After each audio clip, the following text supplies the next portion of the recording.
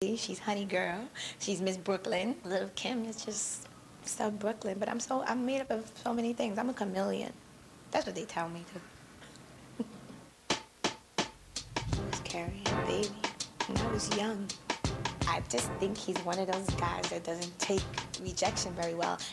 I want them to know, like, I'm really not who y'all probably thought I was all these years.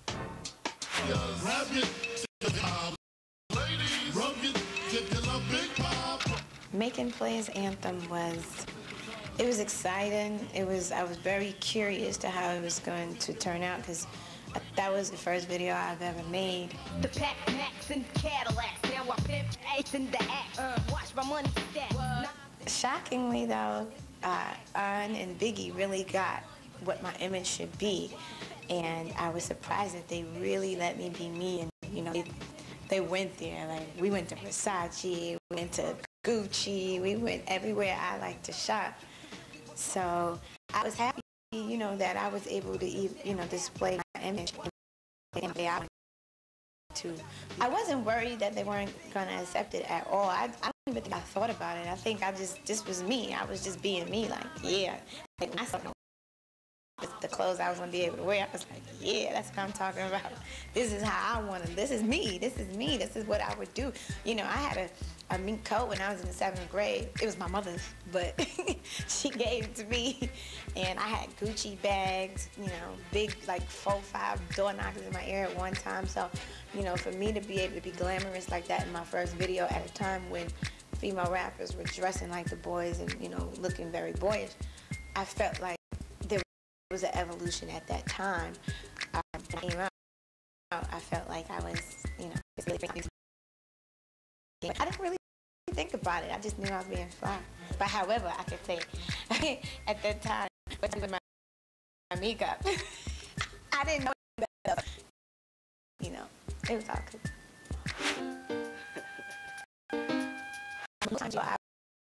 I believe that was done with Marcus Nitzful.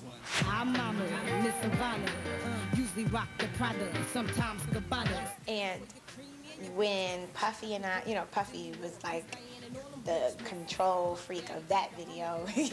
Even though I wasn't really technically his artist at the time, you know, you would have thought I was, the way he was so hands-on and involved in the video. From my clothing, from everything. Well, I think you should wear this for the first thing. No, she's gonna wear that. Take that back, me, so she's not wearing that. I was like, but I like this. He was like, no, you're not wearing this. So I was like, oh boy.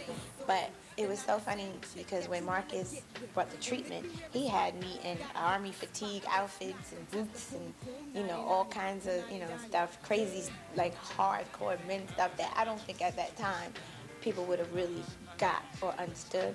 So we had to change up that whole treatment, you know, somewhat to our liking and our taste. And you know what's so crazy about that video? That video, when I was on the escalator, was shot in the World Trade Center. Question on you, that was the most fun I think I might have had on my video, a video shoot at that time. Because hey, yo, shorty, won't you go get a ass finish walk? I'll be undressed in the bra, all see-through. While you count your jewels, thinking I'ma cheat you. The only one thing I wanna do is freak you. Everyone came through. Even Jay-Z came through at that time, but he didn't get in video. He just came through, you know, support and everything. But it was so fun, you know. My girl Leah was there. She was in the video. We had Ed Love and Dr. Dre clowning. Just made the video fun. All my friends were there. And I decided to do the theme from The Wiz, where all the floors change. And we didn't know that until, like, basically that day, that he was going to change the floors. Because when he saw the setup of the floor, yo, can we change the floor colors? You know, make it green and red and this and that. And myself and my stylist, when we saw that, we was like, whoa, you know what? It'd be really dope if my outfits changed with that. And I was like, yeah, and we should have different color wigs. And she was like, that would be hot. So we went out at the last minute and really got that stuff. And so that was fun. Hardcore was one of the craziest albums, if not the craziest, because I was going through such a change in my life, in the metamorphosis, I think. And, you know, it was like me working on a solo project when I had been in this group for a minute. You know, it was kind of a weird feeling at first, but it still seemed like we were in a group because those boys were always around still, and Biggie was still there, you know, working on the album. But it was a hard metamorphosis for me at the time, because right after, rather, I did No Time, and I think right before I did Crush on You, I had gotten pregnant. I have to share this. And I was going through so much emotionally that it was hard for me to come back into the studio and deal with all the craziness that was going on. So I ran away for like 2-3 weeks. I was gone. I was out of there. I was like, I traded in my phone for like just my suitcase. And I was gone. And Big was pissed.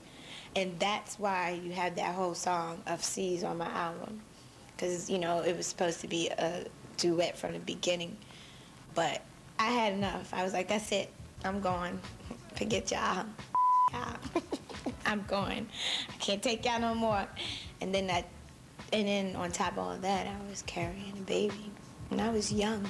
I was very young. And I think that was when I got my first taste of stardom, you know. But I didn't know how to really accept it, embrace it, and still be the real person I was and deal with all of the fake and phoniness that goes on in the industry. At that time, I really didn't know how to deal with it. And to know, like, I'm really not for all these years.